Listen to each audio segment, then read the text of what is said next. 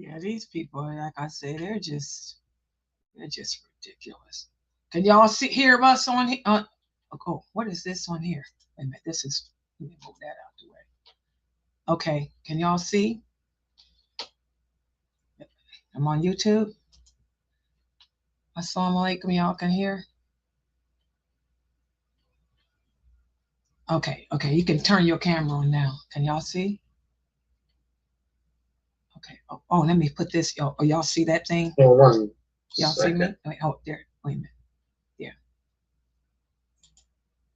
All right. Okay, there you go. Okay. I was on there. I had to do something. I turned it back off for 1 second. Okay, y'all ready? Okay, yeah, okay. They said you can start. Yeah, they all here. Oh, mashallah. Okay, perfect. Okay, go ahead. You can go ahead. Assalamu alaikum, everyone. Welcome back. Kind of special presentation today that we're going to talk about. A brother about a month or so ago had actually asked me to cover this, and with what's going on with the World Cup and everything, this was a kind of perfect segue to covering the topic that we are going to cover tonight. You're going to see as we get there exactly how I'm going to tie this all in, because yesterday began the biggest event in the world. You see the United States, Canada, and Mexico hosting this, and you're going to see people leaving their jobs. You're going to see people investing heavily in this. And like I said, at surface level, is sports haram? No. Hollow, mindless entertainment? Yeah. But is it doing something sinful? No. But when you start making something about your life, I mean, to where you are defined by that thing, or you're missing your religious obligations or duties. Instead of praying Salah, you're making sure to catch the end of the game. When you're pushing back the Salah, when you're pushing back good deeds, to sit and watch, grown men who are making millions of dollars kicking around the ball, that's where, of course, the debate could begin. But just to simply observe this entertainment, there's nothing wrong with it. So we were talking about in the question and answer portion. This was a few weeks after the gentleman asked me to cover the topic I'm going to cover tonight.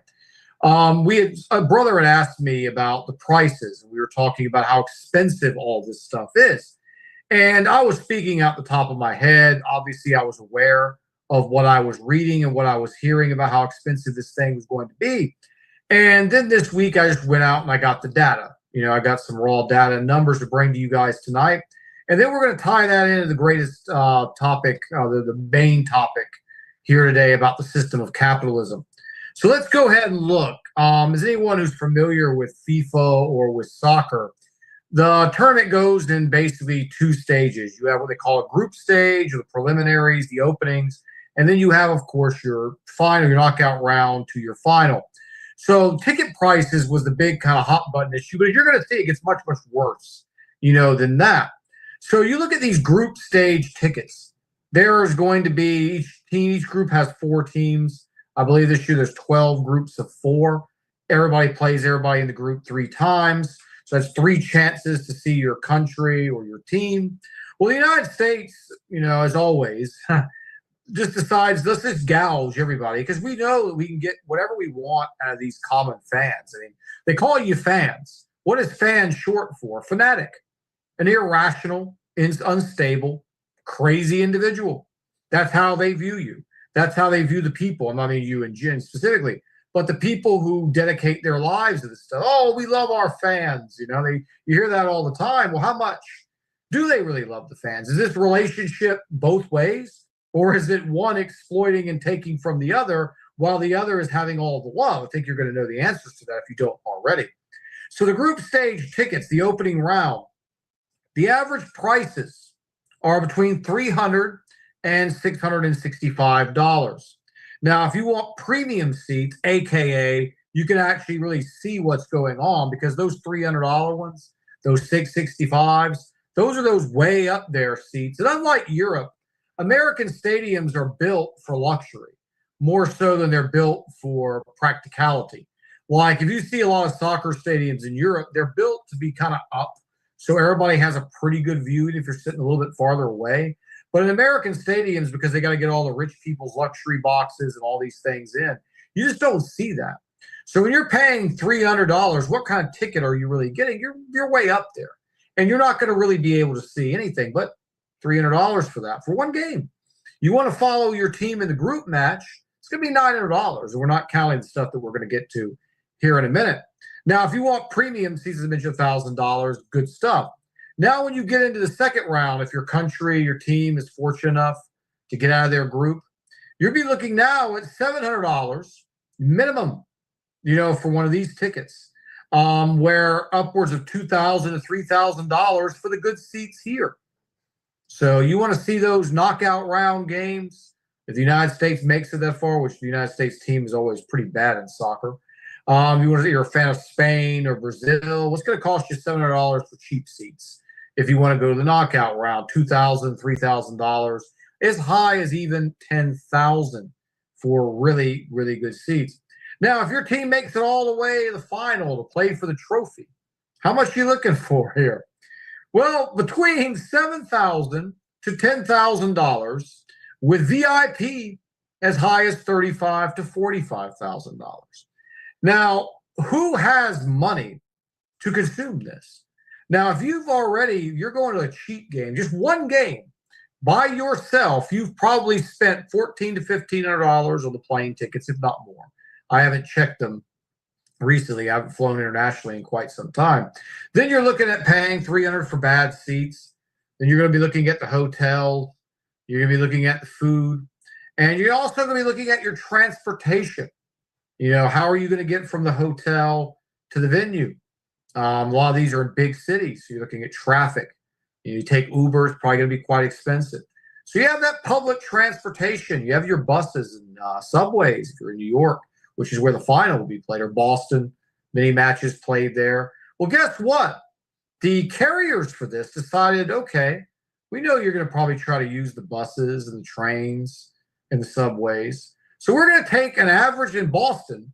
The average price of a ticket was $13 normal to get from those locations around the town.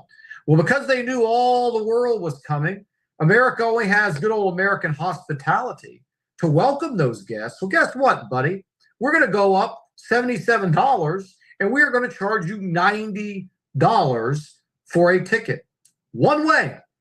$180 you can tack on to your great American experience and just to get to the game.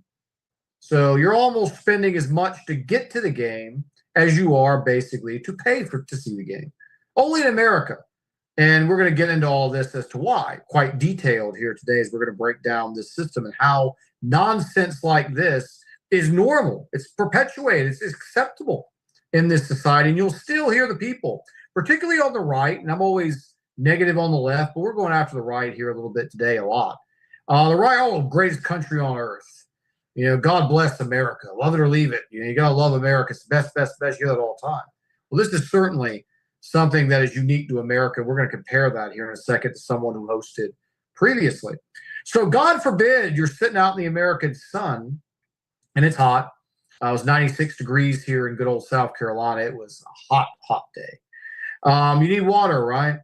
Can you take water in from your home? No. They're going to search you at the gate. They're not going to allow that. You want to buy a little 12-ounce bottle of water? Some places are as high as $10.49 for water.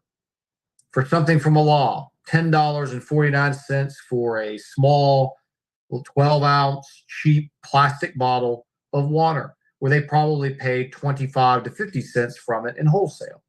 Massive, massive margin. But you can't bring your own, so you got to get it from them. And that's just if you go over the food prices. Now, we could argue that the food is luxury. If you can't go 2 hours without eating at a stadium, you got some problems of self-control. I would never eat at such places. They're entirely too much. But water is something that you're sitting out in the sun, you're going to need some water. And as hot as it's been, the water is going to become warm quite quickly. You're probably going to buy multiple of these. So you're looking at probably spending $35 just on 3 things of water to watch a 2-hour game. Plus all the $180 for the transportation, plus the $300 for the cheap seats, plus the hotel. It is pure insanity. Now, let's go and look at the World Cup that happened before this, where you had Qatar and you had all the athletes were over there protesting the evil Muslim state. Any of you are around to remember that? They wore the rainbow on the captain's armband, some of these nations. They were protesting the horrible treatment of the women by the Muslim people was a huge thing for all these leftist social justice warriors to signify how against, what's going on in Qatar. Well, what did Qatar do in the World Cup? Now, we've had some inflation in the last 4 years, no question about it, but not as bad as we had from 2020 to 2022. But Qatar, the average group ticket was $11 to $220 for the good seats. So you could go to a game and sit in those bad seats that cost $300 in the United States. You would pay $11 for equivalent seat for the Muslim World Cup, the one that they all love to curse. $220 for the great seats, opposed to $1,000. So we're looking at a huge difference here. If you wanted to go to the round of 16, the knockout stage, you were looking at about between $70 to $280. Again, for the same thing, quarterfinals, 200, a little bit more detailed information available on the Qatar one because it is already completed, opposed to the American, which is probably going to go up in America. But final round tickets for the final game, the cheapest one was this is compared to $7,000 for the American one, $604. Now, granted, you're going to the final. It's always kind of been, you got money. I mean, that's the championship game. All the rich guys are going to want to pour out and wave their flags and be seen and things like that. It's an event. Probably couldn't name a player on either team, but this is what rich guys always do. So you're always going to have higher prices there. But we look at 604 opposed to a low end 7,000, 1,600 for the high end seats there, compared to 45,000 that we talked about earlier. Massive overcharging going on. Now it gets better though. If you wanted to travel from your hotel, guess what Qatar did for the guests? Because they are the host nation.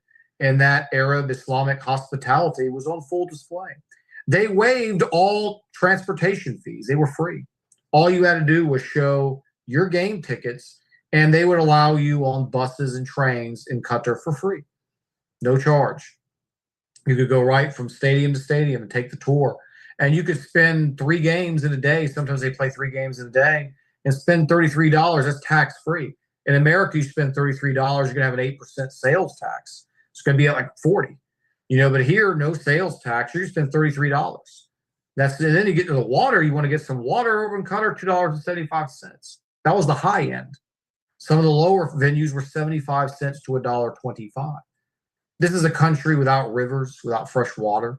This is a country that's importing a lot of their water. They're getting their water from the sea, and yet they found a way to sell the water at a reasonable, price, while the United States comes out $10.49. So what is a lesson here? Hotels, if you looked across the board, were typically similar. Qatar's hotels were overpriced, just like the United States was. It's a big, big difference there between the hotel industry in Qatar and the stadiums, which are financed by the government, and the transportation, which is financed by the government. And it's basically private corporations. Private corporations in both countries, different cultures, different systems of government, but yet you found when it came to hotels and airfare, it was pretty much identical. And that's the lesson we're going to talk about tonight, is capitalism. Always we hear about how great capitalism is, that God, without capitalism, we would be living in caves. I mean, you hear people go that far, that we wouldn't have any law and order, that everybody would be, using the bathroom in the sand and burying it. We hear all these dramatizations and all these things about how we just couldn't live without it. And they get the poor people to believe the greatest lesson. I used to tell people that one of the fundamental differences between the Democrat and Republican approach to brainwashing people was that the Republicans convince you, hey, look, we're all getting urinated on by the people above us, but one day you can be the person that gets to do it to the poor. So you have that upward mobility that they sell you. One day you will be the one that gets to dump all over the lower class, where the Democrats tell you, yeah, we know you're getting dumped on, but hey, look, here's an umbrella. We're going to help you a little bit. So it's not too bad. They both have these different approaches to getting you to be content, to be happy with your place. But one of the more core ones is that one day, don't worry, you'll be up there, and you'll be letting it down to all the people below you. Capitalism's simple definition is an economic system or political system in which a country's industry are controlled by private owners with one objective and one objective only: profit, pretty much. When you understand this meaning, and with some of the things that I've talked about here over the past couple of years, all this system just is another piece of the puzzle to understanding how masterfully done this is. Everything that we see, that we live, is all planned out. It's all been part of this system to get us into a state where we haven't owned nothing. You're going to see that clear as day by the time we finish today.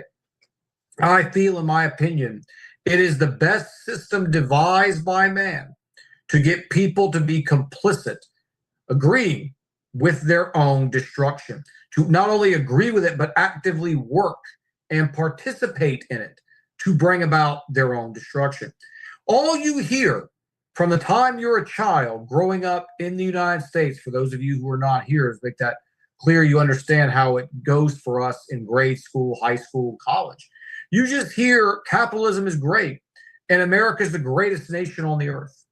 You know, this lie is repeated so many times that, of course, it becomes universally truth and accepted. You know, America's best. America's the best. There's no question about it. America's the best. Number one country. God bless America. God would be an American. You hear all this stuff. And when you grow up, you want to believe it. You always want to believe, hey, look, I'm a part of something. I'm part of something special, something unique. They strip God away from you and they replace it with man-made cultures, man-made flags, man-made ideological systems. As we can see here, it's been mission accomplished. Now the veil is falling down in the last 20 years because the quality of life just keeps getting worse and worse. And the connectivity of the world is more than it's ever been before. So now you can go out and you can see what somebody is living like in another country. You can talk to that person. You can FaceTime them. You can talk to them on WhatsApp. You have instant communication with anyone globally. And you can see, wait a minute, is it really? Are we really the best nation on the earth? Do we really have the best quality of life? We have the most debt, that's for sure. And we're going to get into that here in a minute too, but really, and you start to question these things for the first time. I knew growing up, researching a lot, even in my time period, these were obviously myths, but it came to really understanding when I lived abroad and I was able to go and see other countries firsthand and see what their people were given, what their people, how they were treated, opposed to ours, and saw that obviously that's not the case. So we're going to look at some chilling stats. We're going to kind of tie this all in. So in the United States experienced decades under this capitalist system of rising wealth gaps. The gaps between these guys that have everything and these guys that have nothing is just continuing to grow. The top 10% of the United States population holds approximately 71 to 87% of the wealth. The reason it's 16% gap there is because, again, all the different factors which contribute to wealth. You have liquid wealth in the form of money. You have property. You have assets, stocks, and things that don't have necessarily liquid value currently attached, but they do carry obvious, even more value, world use case value, I like to call it. So it's personal wealth, not wealth tied into corporations, personal wealth. 10% has 71 to 87%. Even at 71%, it's bad, but it's closer to 87. Now, you will hear a lot of times, a lot of myths trying to make it worse than it is. It's getting bad. It will be where those myths are. It's not there yet. You'll hear that less than 1% have 99% of the wealth. That's not true. It will be true probably in a few more decades, but it's currently not true. As the trajectory is going, it is getting more and more there. But we are not there yet, but we're still in pretty dangerous territory here. This is the highest difference in income inequality of any capitalist economy in the world. We are number one in that particular gap. The top 1%, these guys that I was just mentioning, there's a lot of myths saying they control 99%. That's just simply not true. Top 1% has roughly 30 to 35%. That is frightening.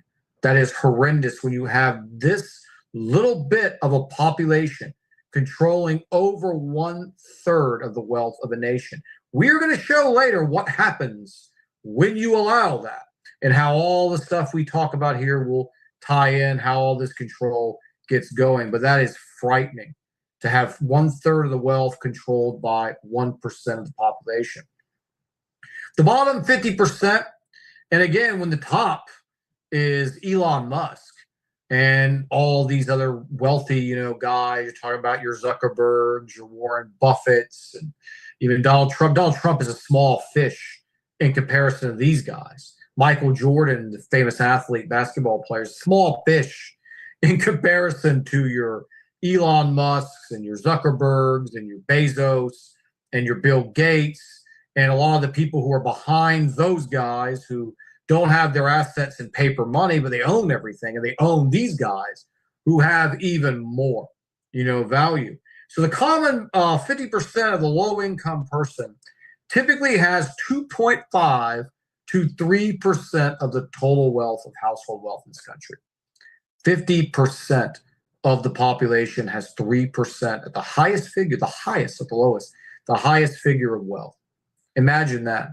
You're talking, when you break down America's demographics, you're talking about 170 million people, and they only have 3% of the total wealth. Now, as a comparison, we can look at European social democracies. These are countries that utilize what they call Nordic models of capitalism. So you have lower levels of wealth inequality. Why? You have strong unions. That's a big one we're going to talk about later as it ties into immigration. And as always, immigration is going to come up in every one of these discussions because it's a weapon, again, used by these people to get wealth numbers that I just previously mentioned.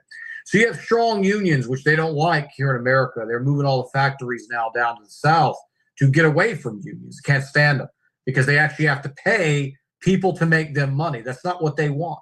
They don't want to pay you to make them money. I covered this when I went through the racial history of this country and the slavery system, how a very small percentage of white Southerners and Jewish Southerners basically had African-American slaves. And they've controlled the narrative ever since to create a picture that the vast majority of white people in the South owned slaves. That could be further from the truth. It's the same type of people, these same guys that were doing it back then. They love free labor. They don't want to pay you.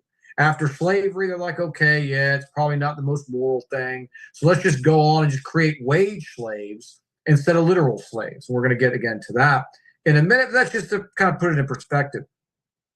So you have unions, you have taxation. We're going to look at that factor coming up in America and how that has changed coming up here in a little bit. Robust safety nets for redistribution of wealth to help out people. I mean, all over Europe, there's tremendous social programs. Like if a woman is working and she's pregnant, she gets maternity leave. She doesn't lose her job. They even get money for most of the time off. Here in America, God forbid, if you want to have a child, you ain't getting paid. You can go family medical leave and keep your job, but you ain't going to get $1 from these companies. Nothing. Over there, you get time to figure it out. Is grandma going to raise her while I go to work? How are we going to do daycare? The mother needs to be with the child this first year. And here in Europe, they have programs for this. They have those unions which allow the workers to come together and negotiate fair treatment, including pay and vacations and holidays. Americans are overworked. We used to always make jokes in the office because we had quite a few manufacturing machines that were made in Italy. And we always joke the Italians are always on vacation. And Americans just find that odd. Why are they always on vacation? Because it's normal. You are overworked, sir. It is not normal to be working with only 2 weeks, which is 10 days of vacation time per year. They're living normal. You are not. And guess what? They're healthier. They're happier. They live longer. But the system is coming for them, too.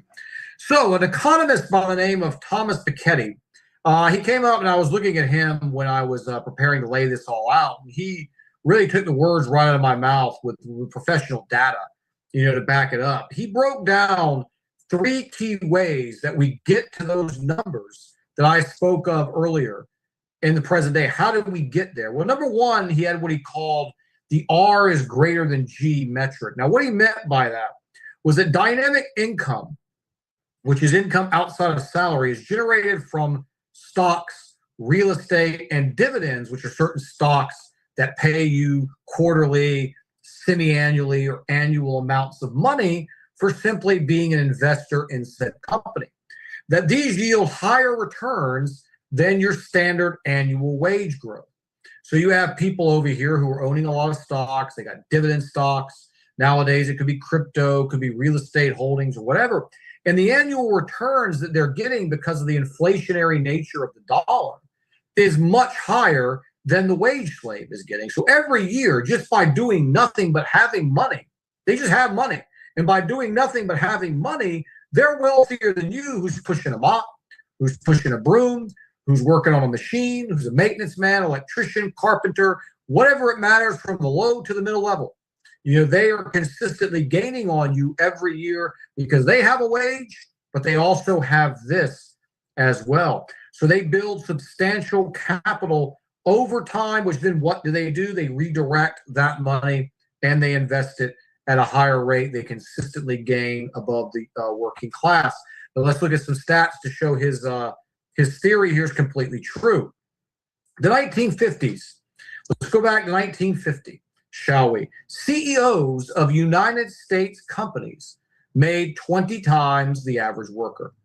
Now, with responsibility, discipline, intellect, mental capacity, I've been in high-level management, and I've been as a ground-level employee. Those people, we have a lot more responsibility, and we should be paid more for that. It's part of working your way up in life.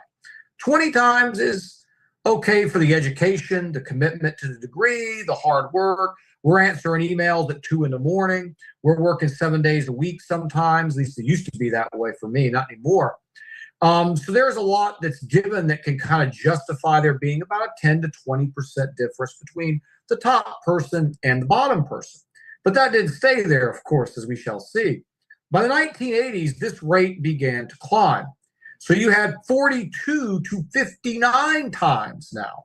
In just a matter of 30 years, it more than doubled, and by some metrics, tripled the amount of money. Why was that?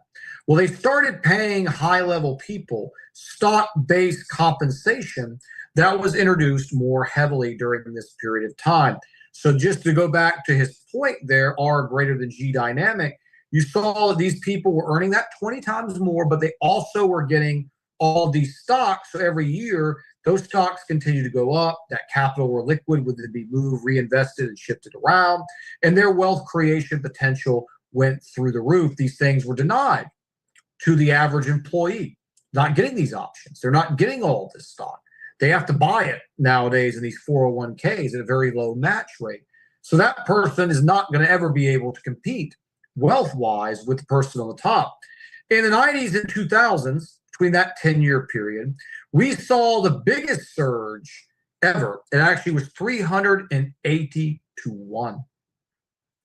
40 to 50 years. It went from 20 to 1 to 380 to 1 for the dollar. Every dollar you make, they make 380 of them. I mean, massive amount. And this was, again, stock option explosions, dividends. This was during the dot-com boom. That's why it actually came down from this period was the peak, because the dot-com boom was making so much money for a lot of these companies and for their CEOs and holders. So 380. Now in the present day, we're looking at a modest 300 to 1 to 350 to 1. So it came down a little bit, but still not even close to the 20 to 1 that it was in the 1950s. And again, these were, again, unaccounted for realized gains, potential gains. Realized gains are when you sell a stock. You have potential gains when you hold them. So your money has gone up, but you have not liquefied that yet by selling that stock for paper money. So again, Fortune 500 CEOs typically now make, when you add in the stocks, about $20 million on average per year. And when you go down the ranks, vice presidents and presidents, not much less than that. So again, we're seeing one way here, that those numbers, because now that guy is going to just be rolling in with investment opportunities and potential that no one below him is ever going to even come close. But what goes on here? When they know they're getting payoffs like this, what this does, it incentivizes the suppression of wages for the workers who give these companies these values. Companies get judged on the fact, are their quarterly earnings better than last year's? It used to be in a business, if you made profit, you had targets, but if I made 20 million, I was happy with that. Nowadays, no. If you made 20 million the first quarter of 2025, and then 26, you made basically 18 million. You still made 18 million profit. That's a failure now. You did not perpetually grow. So the only way to keep perpetual growth is to somehow cut things. Sometimes when you're not making those sales numbers, you still want to have those same profits. You need to lay people off. You need to suppress the wages. You need to go out there and do everything that you can to get it back somewhere. Any kind of incentives or bonuses. I remember when I worked at Walmart, it was like every year, this is the early 2000s, every year Walmart took something from us. It was first they went after the merit raises. Like no more merit raises. Used to be you could work hard and get a merit raise. You get rewarded extra bit per hour for doing extra things. Gone. Then they're like, okay, well, they got those nice annual bonuses. Well, we're coming for that too. So they started cutting the bonuses. Then eventually they got rid of the bonuses. I don't know if they're there now. They got pretty much rid of them during the time I was there. This is over about 20 years ago. Then they went and cut our Sunday money. We used to get an extra $1 an hour for working on Sundays because Sam Walton was big on that. If you worked on church day, he wanted to pay you more. That was gone. So you just see brick by brick, things just keep getting taken from the worker because they look, well, hey, we're always going to have an endless supply of labor. So we're just going to replace you. It's not going to be a big difference. So you had that factor, obviously. We're going to get in there again with the immigrant aspect of this. So when you're able to go with all this kind of money that you make, your average CEO is making 20 million. Your average vice president is making 10, 15 million. They've got all this wealth, all this power, all these corporate profits. So obviously to keep these targets good, what are they going to do? They're going to go in there and they're going to use that money to get an endless supply of cheap labor so they don't have to pay anybody anymore. They can keep the wages flat. And that's exactly what they've done. They went out there and they opened up South America. Once South America wasn't, or Central America wasn't available as much to them, they kind of took all of them that were willing to come. They started saying, hey, we're going to go to India now. And now you're seeing American cities being flooded with Hindus. You're seeing the monkey god statues popping up all over the United States for low, fraudulent, fake IT guys that have no skills at all to keep the American wages down. Endless supply of cheap labor, also simultaneously destroying the culture.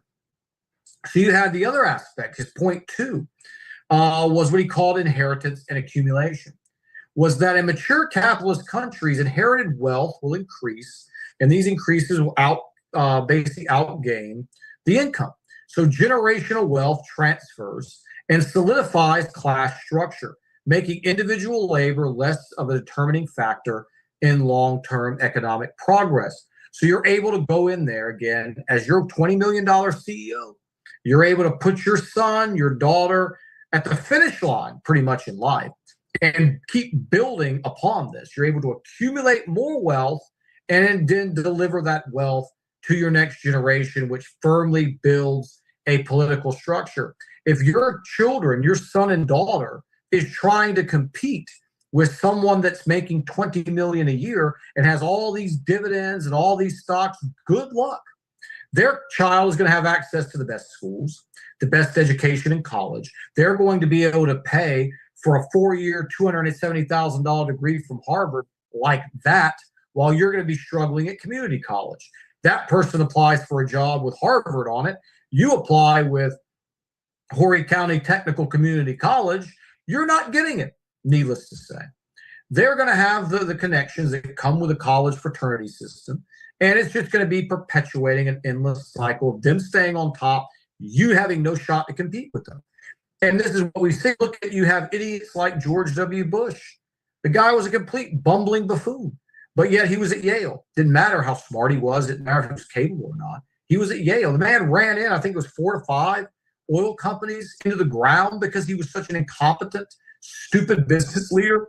But because of his family and because of this point here, he couldn't fail. Then he became the owner of the Texas Rangers. That seemed to be the only thing he was good at, because the Texas Rangers baseball team actually won when he was there. compared to their history before. And then he became the president of the United States. And he's now living off taxpayer money plus his inherited income and is living a very comfortable life. I can't emphasize this point enough because people say, oh, you hate the elite. Oh, you hate successful people who work hard. This is not working hard. This is working where you start the baseball game on third base. The rest of us start at home with 2 strikes, 1 strike away from being out. They're starting at third base with no outs. All they got to do is just jog lightly and they're going to score. It's not difficult for them. And this perpetuates generation after generation to where, again, like I said, you have no shot of competing with their kids. Now, the third point that he raised here is probably, in my opinion, the most important of all of them, really. And it's market concentration. As markets mature, the capital tends to consolidate among a smaller number of dominant entities and individuals who, through mergers, acquisitions, and the scaling of technology, are able to buy up literally everything. We are living now in that world. You have one power company in your city. You have one internet company in most of your cities. You now, when mobile phone technology first came out, there were so many companies. Now you got AT&T, T-Mobile, you have Verizon. Watch, mark my words, in 5 years, one of them will gobble up the other one. There's going to be 2 left. Mark my words, about 5 years from that, we're going to have 1, maybe 2. They like to keep duopolies so that there's an illusion that the system is working. And then they collude so the prices are the same across both. But you see, they just gobble it up because the more wealth you're able to obtain, the easier it is to get more wealth. If I had 5 million right now, I can go out and buy 5 houses. I can start selling those houses in 6 months. I can rent those houses out. I can go out and buy 3 or 4 gas stations. I can start bringing in 50, 60, 70,000 in profit a year off each one of those. I can still have money left over. I can go out and buy up 5 or 6 restaurants. And then people will say, oh, Joseph, he's a genius. God, look what a genius he is. Look how, he's an entrepreneur. We hear this crap all the time. If you have that kind of money, it ain't hard to do. Now, obviously, if you're a complete idiot and you have that kind of money and you want to go out and buy depreciating assets like sports cars and you want to go around and buy an $80,000 or $150,000 gold necklace, or you want to buy watches and rings, you're probably going to be broke in a few years. You try to resell the stuff, you'll lose money, and then you'll go out and do the same stupid stuff, rinse and repeat. But the average person with a decent level of intelligence could take that money and immediately start becoming tremendously wealthy. You do that at 100 million. You do that at 500 million. Just multiply the value that you're going to be able to create. But we always hear, oh, Elon Musk, he used to sleep on his floor. Elon Musk hasn't invented anything. Elon Musk literally has not invented anything. All Elon Musk is an insider who's made money off this stock market system. One of these people, like we're seeing with this Donald Trump stock market war in Iran, where they change the news in the morning to the afternoon, they pump, they crash the markets. I've been talking about this off and on for weeks, months actually, and they just create wealth out of thin air. When you know what's going to happen and you bet on it, it's not gambling. It's not investing. It's cheating, and there's a network there. So let's look at how these corporations are able really to do this as this point continues. If you go back to 1950, the corporate tax rate in the United States was between 38 to 45%. Today, it's 21%. So you see the corporate tax rate continues to go down over time. It's half of what it used to be. And when you watch the politicians, they go up there and they give the speeches. They say, oh, we're so bad at the corporations, we've got to give them a tax break. They find so many loopholes, not even to pay the 21%, but they always tell us this is an act of capitalism. It's democracy. We have this greatness of America. We have to give them lower rate, because they're the job creators. We hear that all the time. They create the jobs. They drive. What jobs are they creating these days? $16 an hour to work, 40 hours a week, not be able to afford health care, not to be able to afford to rent a decent house. Is that what they're providing? These great jobs, we should be so thankful, for the wages are stagnant. They don't grow. And every year you get 60 cents an hour raise. So your raise doesn't even outpace inflation. I mean, it's a total joke. So when you see like these above figures that we're talking about, and what do you think the end result's going to be? You're taxing them less. You're letting them accumulate more. As I mentioned, you're letting them get stock dividends and continue to get this residual passive income, further separating themselves from the workers. You think they're going to hand it to their children. Their children are going to jump right ahead of your children. The gap is going to grow generation by generation. You're going to tax them less. So these corporations now have more money. They're going to consolidate the wealth. They're going to do all these things. Well, what do you think the end result's going to be? You don't have to be high level intelligence to figure out where this story ends, where it's going to go. We're already on the way. It's why I can say with absolute certainty that 99% of the wealth will be owned by that 1%. They own 35% of it now. Give them 20 more years. At this rate, they are going to be there. Maybe 50 years, but they're going to be there eventually. It's obvious. It's designed to be this way. So let's look at the media as an example for that last point that the economist had cited. The Walt Disney Company, there's six corporations now that control every aspect of our media. So this is where you're getting your movies, that beautiful music they're selling to our children now, the rap and the trash like that. I don't even know her name. I don't even want to remember her name, who was half naked on the stage a couple nights ago. I saw a clip in Twitter. It was responsible for showing us her. The corporations are responsible for giving us people like Sneeko and all the phony Muslim Dawa guys that are in social media. Let's look at who they are. So the first one you have, everybody's going to know the name, Walt Disney. The Walt Disney Company, they own ABC, the American Broadcasting Company. They own ESPN. They own the FX network. They own National Geographic. They own Pixar. They own Marvel, which is the big comic book thing. Lots of subversion and brainwashing goes on in those things as well. Comic books, I'm not a comic book fan, never have been, alhamdulillah, but they're promoting heavy homosexuality in those books now. Lucasfilms, which is a billion-dollar acquisition by Disney, which is your Star Wars, your sci-fi stuff, and they own 20th Century Studios. Then you have your Comcast family, aka NBC Universal. They own NBC, MSNBC, CNBC, so your finance, information. These are the same people that produce people like Jim Cramer. And you probably don't know who Jim Cramer is. I'll give you a brief introduction. Jim Cramer is supposedly an expert who gives you investment tips. And if Jim Cramer's telling you something, you better do the opposite. Because it's obvious at this point, it's there to take your money. He tells you the stock is going to die in the next year. It's going to see record profits. And then he's going to come out there and he's going to tell you, oh, that stock is, it's going to the moon. It's going to create millionaires all night. If that happens, you better sell because it's going to bottom. They promote people like this with that CNBC giving you that good investment advice. And people just keep getting wrecked and they keep going back. Well, obviously the same cartels control all this. You have Telemundo. So they saw the growing Hispanic demographic. They wanted to capitalize on that, the people bringing them in, because they want that endless supply of cheap labor. So they're going to create Telemundo, Universal Pictures, and Sky Network out of the UK. So they're even branching off overseas. We got the Warner Brothers Group, Discovery. They own CNN, great news network there. HBO, Warner Brothers Pictures, DC. So one comic book company owned by Disney, the other comic book company owned by these guys.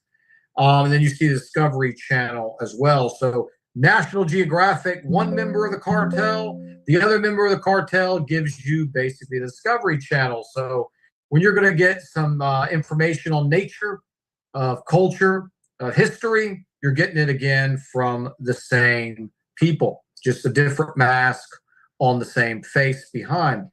You got Paramount Global, aka also Skydance. They own CBS, MTV, that great network there. Nickelodeon, they're going after your children. BET for the Black community here in America. Paramount, one of the smaller ones of the conglomerates. You got News Corp. They own Fox News, Wall Street Journal, New York Post. And then you've got Sony. They mainly focus on music, and they pretty much control most of it at this point. And they've got Sony Pictures as well. So it's 6 now. It used to be 12. Give it a few more years, it'll be down to two. You're going to have two companies pretty much owning everything. You'll see multiple of these merge over the next coming decades. This always happens in capitalism.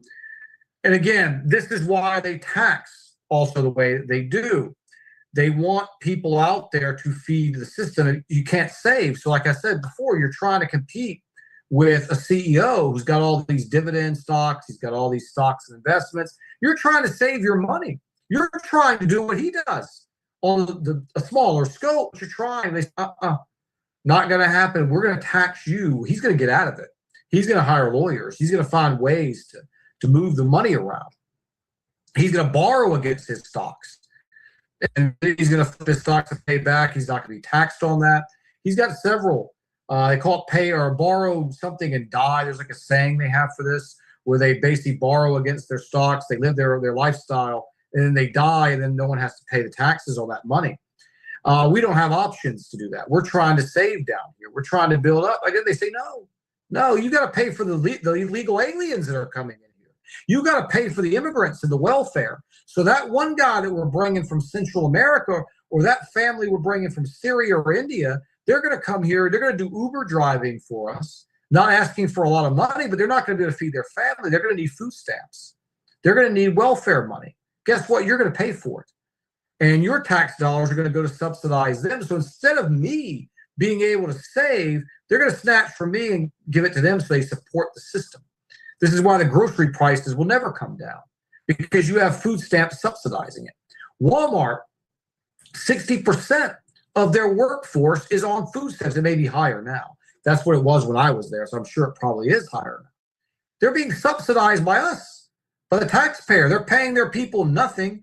Walmart's hired illegals since the beginning, and now they're hiring low-level immigrants who don't even speak English. You can go to Walmart and deal with customer service. The woman, you can't even communicate with her.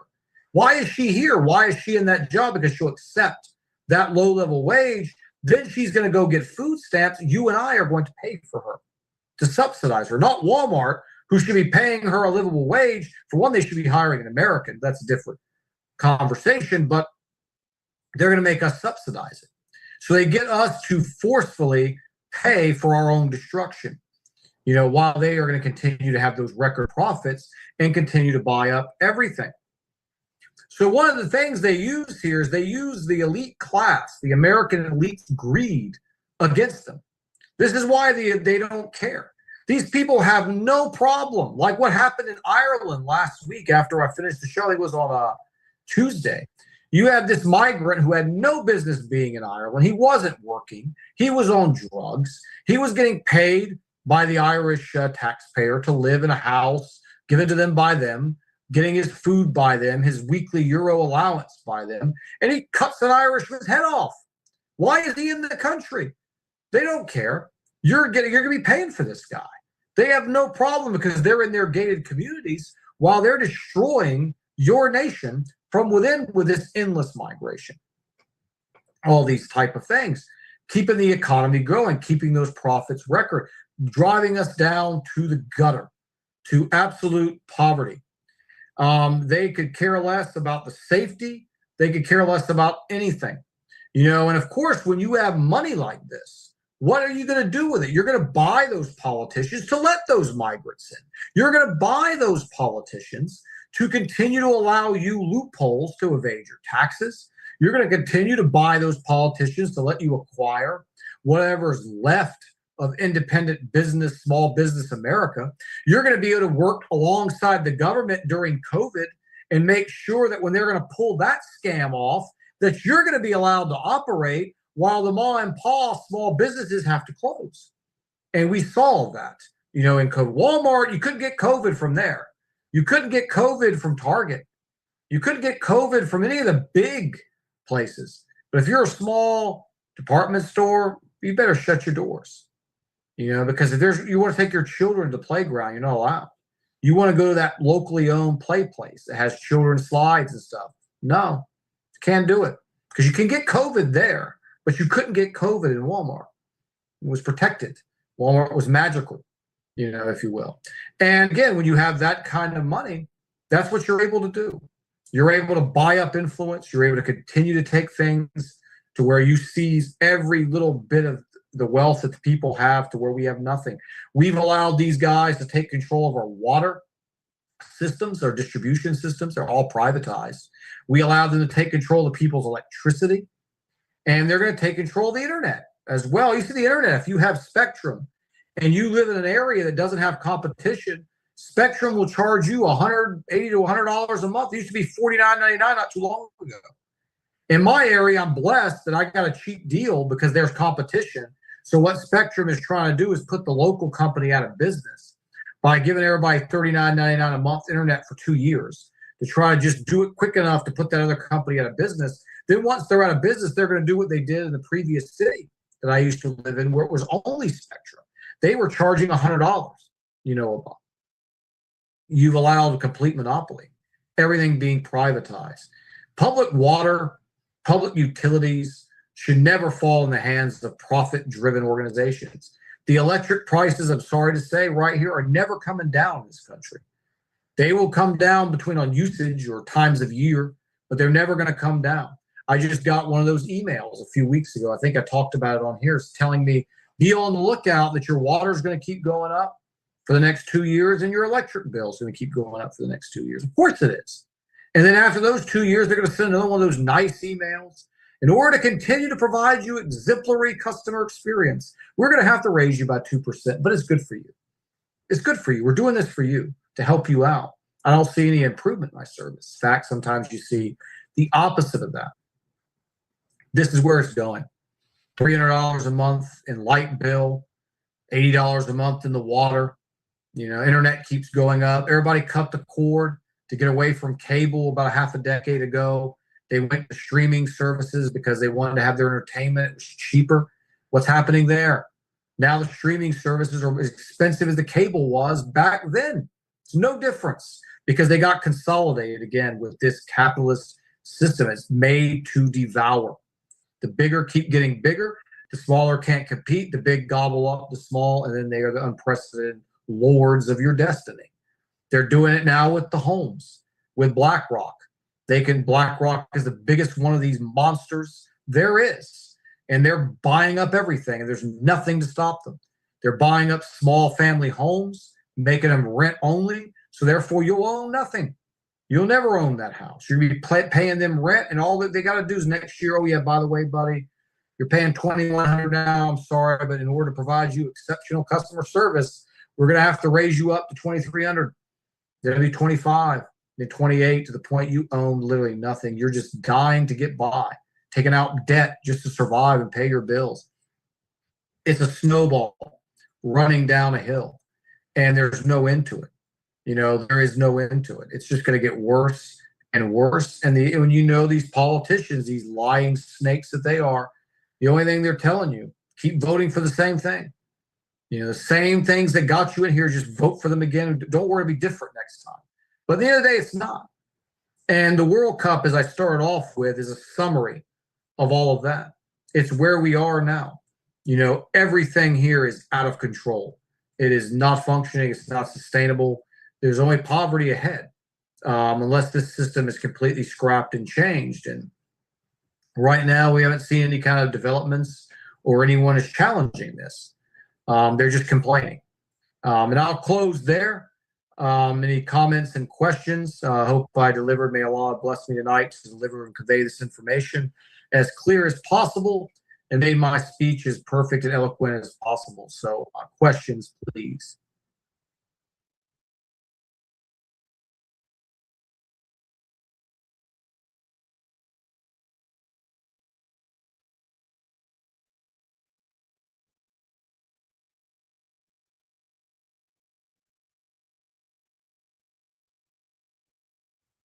Alhamdulillah, brother. Very informative. Thank you. Mm-hmm. Very informative. Yes, alhamdulillah. Alhamdulillah. We can feel it everywhere. That's for sure. And of course, you look at the utilities, we're paying taxes and this and that and the other, blah, blah, blah. All kinds of stuff we don't even know. We're paying for it, or why we're paying for it. Yeah, we're paying for prostitution studies in Thailand. which Yeah. is one of their friends who gave them a night out one night. And, hey, we'll get you back. Don't worry. He'll take the American tax dollars and we'll give you some fake business front. And there's $2 million to do a study of the plight of Taiwanese prostitutes. So that was, I'm not making that up. That was a couple years back.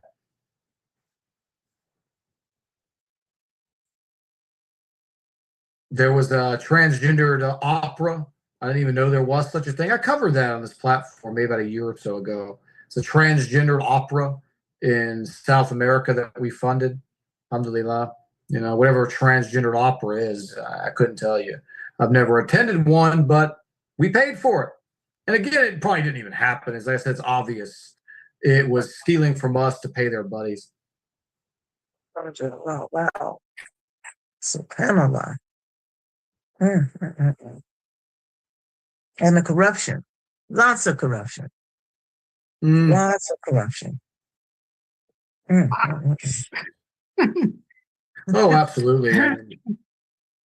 Yes, you're right.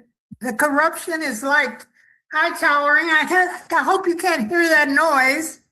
I live in California, and things are going off outside the building. People used to fear smoke detectors going off inside the apartment buildings. Now they're going on outside the apartment buildings, and there's nothing we can do about it because we're the tenants. Yeah. And tenants choose not to live in the buildings. So they go to their homes in the valleys and they stay there, and they come back, you know, on when it's time to collect the rent. Oh, yeah, of course. You know what I mean? And yes, I was listening to what you were saying about the bills. They're definitely going up. And I hear people saying all the time they can't even afford to, and they're working, and they can't afford to buy groceries. Yeah, and I'll be in California on Sunday night, actually. I got to go out there for a conference I got to attend for work. First time ever being in the state of California. I will report on my experiences there. I've never been. I'm going to Anaheim. So, yeah, I'm looking forward to it. But, yeah, it's we got guys in my work, you know, who are working on the floor, machine operators, and they're telling me all the time, you know, I'm one paycheck away from being on the street. And it's just probably because I've done a little bit better in my life where I could hold out for a little bit longer. But eventually it's like they just beat you all down. The bills just keep going up because, again, this system is designed, and that's what people can't lose sight of, is it's working as it's intended to work. When I read that stuff out and I said, okay, now what I've been saying here previously, why would you expect any different result than what we have, knowing that? It's always going to happen this way. This is working as intended. It's by design. It's a slow suffocation. They are suffocating us slowly, driving us down. When I talked about before with the stocks, you know, a few weeks ago with this Iran war, it's like they're going after those people. They want to get rid of those people that are in the 100,000 to 10 million range. They'll wipe those guys out too. They've already wiped anyone below that out to where you're never going to compete with them. But they want to make sure that those guys can't compete with them either. So they constantly play these market games. This Iran war has been, I call it the stock market war, because that's basically what it has been. It's just one day of mixed signal to play with the markets, to justify the rises and the falls, for them to completely rip off wealth from everybody out there. Like, they're making hundreds of millions of dollars in a day because Trump will make an announcement in the morning. The market will go parabolic. Right before the announcement was made, they accumulated, and then it'll go up here. And then everybody, all the average people are like, oh, wait, stocks are booming again. I got to get in there. I might miss out on something. Wrong. You go in there and you buy it, and then right straight down to the bottom. And then they sold right here, and that's why it went down to the bottom, because then the negative news comes out. And then they knew.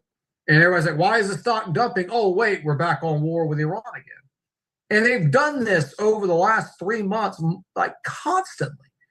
And people keep getting ripped off in the stock market. They get ripped off in the gold market. They get ripped off in the crypto market, playing these games. But the winners, they know. And their wealth gap, like I said, those numbers I read are only getting bigger. I said in a couple more decades, that 35% of that 1% own is going to be 45 to 50%. And then you go another 10 years, it's going to be 60, 70%.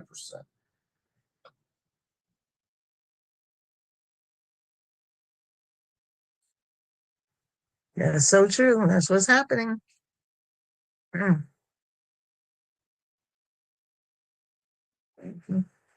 Anyone have any questions, comments?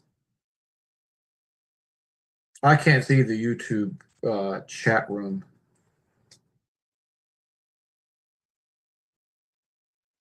I understood what you meant about the credit, the taxes. The taxes also, because I have a few friends who are working on that project where tax credits are rising, especially for homes where there are women and children. Just women and children. They're going up. Why? I don't know. But these are working mothers who have children, young children. And that's right here in California also. And that, if that's what I think you're referring to, is also part of the plan too, because if a woman knows, like, hey, my husband, he made me mad. I'm mad at him. I'm going to leave him. You know, before it would have been like, okay, how am I going to survive? You know, now it's like, oh, well, the government's going to give me money. The government's going to help me out. You know, and I'm going to take half of what he owns. So I'm going to go ahead and just divorce this guy because we had a fight. I mean, I knew a guy who was married for 15 years and they hadn't even been fighting. He'd been nothing but a good husband. He raised her 2 daughters, which were not even his. And then she came to him after the daughters were finished with college and she said, there's just no spark in the house anymore. I want to get a divorce. And it's like he spent all of his life, you know, of his adult life at that point with this woman and her 2 kids from the time they were basically babies all the way up, covered her irresponsibility. And, you know, yeah, I mean, she can just divorce him. And if she can't pay the bills, she get, you know, Uncle Daddy, the government, to come in there and help. And it's subsidizing divorce. You know, it's encouraging these type of women to go out and file for divorce off any little minor thing. I covered it here a while ago, was that I think it's somewhere about 70%, 80% of divorces are initiated by women now. And when they ask the reasons, these are not because of abuse. These are not because of neglect. They're just because of irreconcilable differences, they call it. I just don't get along with him anymore. I don't like him anymore. I want something fresh, something new. And when you're going to get free money from the government, if you have kids, and then you're going to take his money, make him pay child support, why not? If you're not the kind of person with God consciousness who believes in the law, who fears the law, and knows that you should do everything in your power to make the marriage work, just divorce. It's easy. We see the Christians do it all the time. When the Christians shouldn't be doing it, but they've been conditioned not to follow their Bible. So they actually don't think there's anything wrong with it, even though Christian rules on divorce are even stricter than Islam. Most people don't know that, but they are. It's very, very hard to, and it's almost impossible to get a divorce. But yet Christians treat getting a divorce like changing a shirt. She says, yeah, I got my 3rd now. No big deal. Okay. Jesus loves me. You got some comments here on YouTube. Okay, if you can hear me. Yeah, sure. I'm trying to cook too. He said about that FIFA World Cup case involving the Somali referee who was denied entry. He was one of Africa's best referees and was coming around under FIFA's authority, not as an ordinary person, but U.S. Homeland Security or the U.S. government have said he had ties to a terrorist organization. I don't know the full background still. It doesn't make sense. How could a top African referee working with FIFA be linked to such a group? And if his intention was to cause harm in the U.S., why would he be doing it under the World Cup when everyone in the world is watching? That's why the whole thing just doesn't add up. Yeah, I heard about that a couple days ago. I think it's really just optic purposes because they know people are angry about immigration. As I mentioned, the guy that happened in Ireland, they're rioting now because they just had enough. I mean, they're bringing in all these men who have no business being there, who hate us, who hate anyone that looks like us, who don't want to work. They're just there for free money and they're causing problems. They know the public is angry. So what they're going to do is they're going to take somebody who meant no harm at all and make an example out of it. Like, look, we're doing something.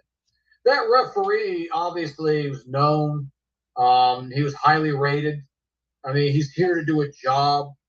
You know, he's not like that guy's going to become an illegal. I mean, you're a FIFA referee. I don't know. I have to go. Let me Google this right quick. I want to see. Like, I'm going to type on my computer. What does the average FIFA referee make per year? So okay. Let's look at his salary. 125 to 300,000. I was gonna say 100 to 300, 400, somewhere in there, but I was basically right. I didn't want to say anything wrong. But yeah, 125 to 300K per year. It's safe to say that this gentleman was not going to become an illegal in America, hanging out in the street corners, harassing the women or cutting people's heads off. I mean, he was making a pretty good living. Obviously, seems like professional gentleman, is not doing anything wrong. But this is what they do. You know, they're going to go punish somebody like this who's actually law-abiding, who's not going to harm the country. And then when it comes to just some regular, you know, guy, oh, yeah, you come on in, buddy. You know, come on in. You don't have a job. You don't have an education. Oh, sure, come on in. I mean, I know firsthand here in Myrtle Beach, where I was living at the time, you know, in South Carolina, that we had basically guys here from Syria that were in the Free Syrian Army. And my tax dollars are paying to feed him and clothe him. You know, it's like, what is this? There's no screening on that. But you got a referee. Yeah, it's all, to me, a show. To answer your question again, it gets me riled up when I hear such silly nonsense. I mean, someone who's making 300,000 a year is going to disappear in the United States, but yet we can let in like a welfare elite from Syria who's in the Free Syrian Army and have no issues with that. You said there was another question, sister? Hold on for a second. One of the sisters here. Wait, I'm coming to the computer. Yeah, the sister that lives in Ireland, she said the situation is so bad there because of the man from Sudan who tried to do that beheading. He's made it so rough in Ireland for the Muslims. It's just so bad. She said, keep us in your supplication. Absolutely. I've been to Sudan, and I was treated with overwhelming kindness in Sudan. I went to Sudan in 2014 from November to actually Christmas Day when I was on a plane back to Bahrain. And I dealt with nothing but kindness from the Sudanese people. There were some people there that were jerks, that's everything. But overwhelmingly, the Sudanese people were very good. I mean, I walked through the villages there, and I had no issues with anybody. That was the only white person. A lot of these, your kids, especially, probably ever seen. They looked at me with a curiosity, but I mean, I never once felt threatened. I was in the masjid in the middle of a village, out in the middle of nowhere that didn't have basic electricity, and I felt I said nothing but hospitality. So I was taken a bit back by this, but I think a lot of the reason for this is anytime you scrape the bottom of the barrel of any population, you're going to find bad people. You scrape the bottom of the barrel of the white American population, you're going to find some bad people. You scrape the bottom of the barrel of the African American population, you're going to see the same thing. You do the same with Sudan or Egypt, anywhere. And then you just bring those people in because you're giving free money away. What type of people are going to come when you offer free money? It's not going to be the best and brightest. It's going to be the worst. And this guy came in, and then you add that in with the leftist propaganda that when people get to the West, they come in a lot of times with a favorable view of European Americans or Europeans in general. And then they get there and they hate them within like 6 months because the left, who controls the media and the narrative, is constantly hammering home anti-white racism. So whatever was in this man's mind, he was just riled up.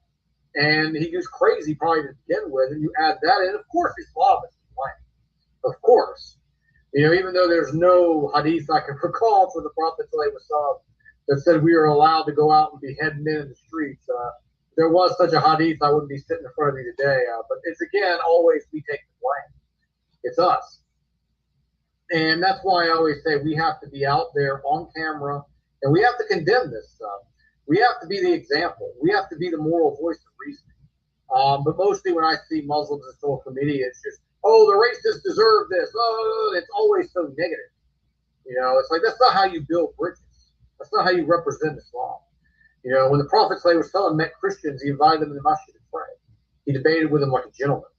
You know, that's what we should be doing. That's just not what you're saying. And my supplications are with all of the innocent, you know, brothers and sisters, I emphasize innocent, who are there to make a living, who are there to be good to the community. We're not there for these types of things. My sympathies are not with the people who are causing problems. And these are the rape gangs and the ones that are raping the girls. We just had it in England. It was yesterday, actually. A guy just stabbed a woman in the neck. Was from Algeria, I believe. My sympathies obviously are not with them, but for the honest Muslims who are there to spread Islam in a favorable way, who are there to work, feed their families, generally fit in the society. We can fit in without doing haram things. We don't have to drink alcohol. We don't have to eat pork. We don't have to basically do those things to fit in, to be friendly in the communities. A lot of Muslims in social media teach that we should hate the people that they're migrating to their countries and hating them when you get there. And all that's going to do is lead to what we're seeing right now.